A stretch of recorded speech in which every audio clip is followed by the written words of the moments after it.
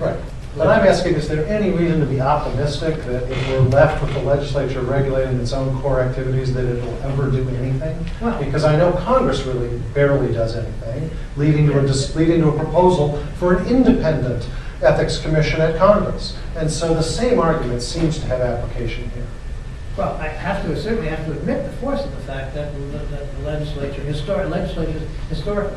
But the whole idea of ethics reform is relatively new. I mean, we're talking about 30 years, and which is a short period of time in constitutional development. And if you look at it from that point of view, the fact that Congress has developed regulations, has developed rules, has developed mechanisms for regulating and stuff.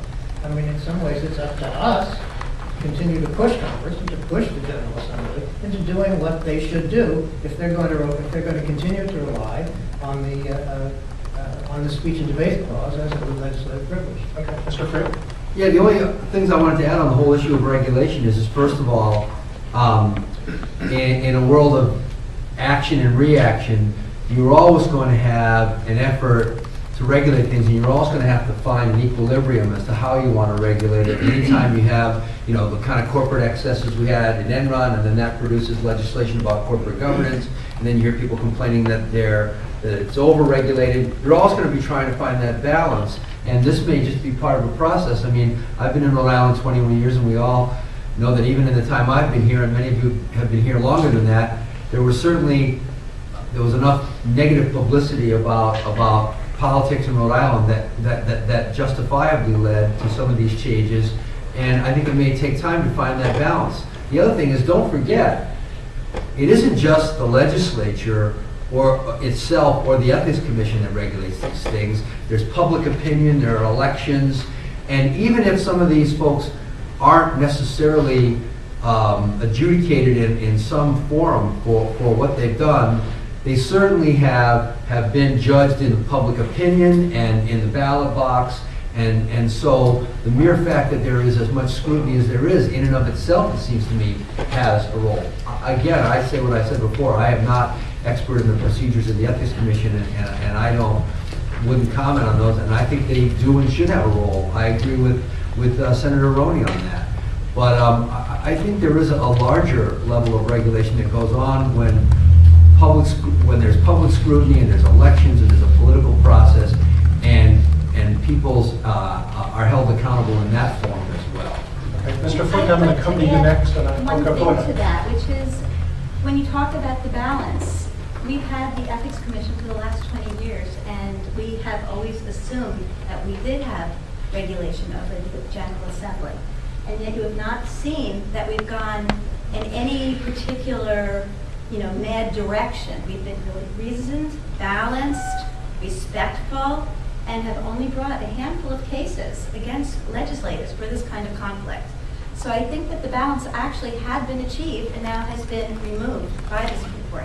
I have one really just to echo that and extend it just a little bit, which is that what we propose is intended to restore what the power the commission had for 22 years, not to extend it. We don't propose granting new power to the commission. Mr. Flick, I'll come to you next. I want to make sure I don't ignore this sentence.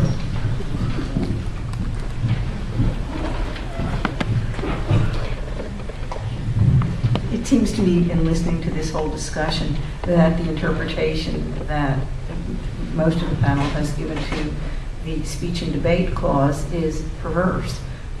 Because I think if you look at the history, and you have all sort of enunciated the history of it, it was really to protect what legislators should really do, and that is to speak and to debate legislation that comes before them.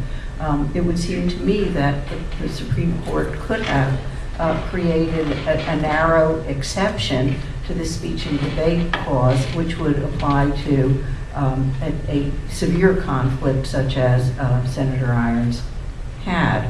And I think that the amendment that Common Cause is offering does just that. It would seem to me that when you do constitutional construction, There isn't one clause of the Constitution that is rigid and immovable. I mean, I think you learn in your first week of law school that you have a First Amendment right to free speech, but you still can't shriek fire in a crowded movie house. I mean, that's just very basic.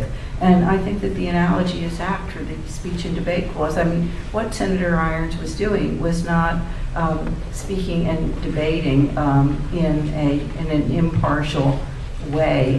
What he was doing, at least from the newspaper accounts of it, were basically rewarding somebody who had rewarded him, or an entity that had rewarded him. So I'm not sure why the Supreme Court couldn't have carved out that narrow exception to the speech and debate clause. And, you know, I would appreciate a response from any of you. Well, the why is because they felt that it needed to be specifically articulated in the Constitution itself.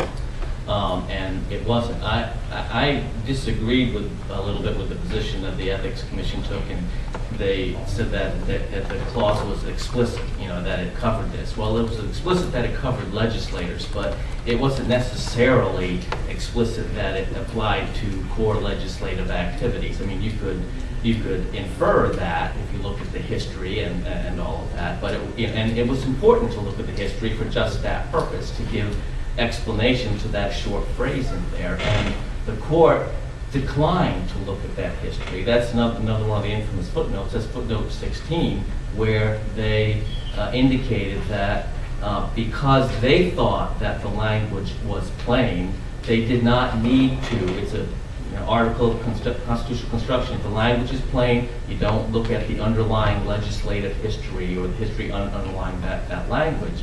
And therefore, they didn't do that. They repeated the unfortunate phrase from McKenna versus Williams that when the language is clear, we don't have to anguish over what the voter's intent was.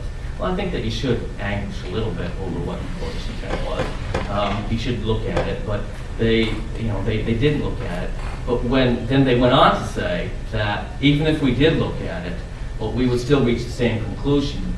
Not because of, and they went to point out what was not in the legislative history as opposed to what was in the legislative history, and there wasn't any evidence that the Ethics Committee of the Constitutional Convention researched, discussed, or analyzed the effect of the amendment on the speech and debate clause. Well, no, there wasn't. They didn't think about that because they had the Conflict of Interest Commission from the previous 10 years that had exercised jurisdiction over core legislative activities. So no, they didn't do that.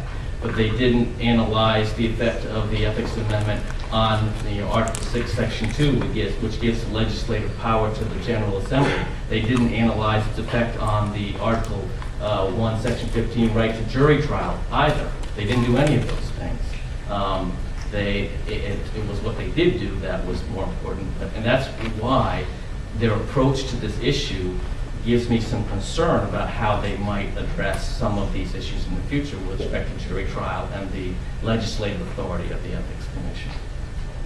I just want to throw out one thought on your question. Obviously, I think you already know what my argument is. I already said it. But, we read a lot in the press when Justice Sotomayor was confirmed. It came up again about an activist judiciary. We tend to, I think, employ some political stereotypes about what that means. And it tends to be something that conservatives claim shouldn't exist and that liberals embrace and want.